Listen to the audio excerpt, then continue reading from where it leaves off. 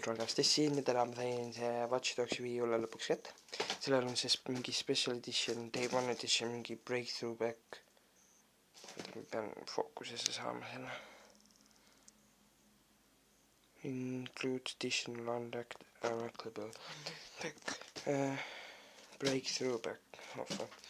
Ja siin taga on siis mingi hacking issue weapon in the most hyper-connected. Holy shit, siin on liiga palju valgust. Nagu Hondatel on probleem, et pole piisavalt üldse valgust, nüüd on mul liiga palju valgust. Te saate lugeda nüüd.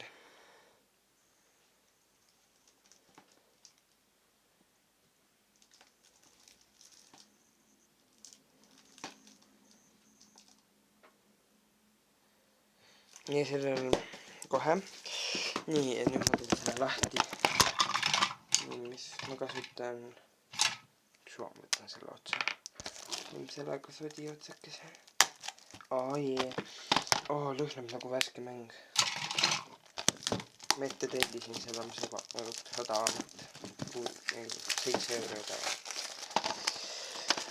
No shit.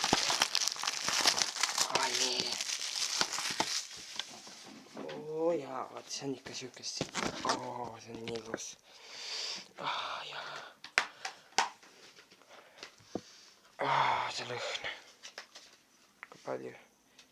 Nii, vaatame. Sain punkte. Kurat, siin on ka asjad sassist. Sain punktid. Ma pean selle ära registreerima, kui ma jälle selle ära. Siis on mingi special edition.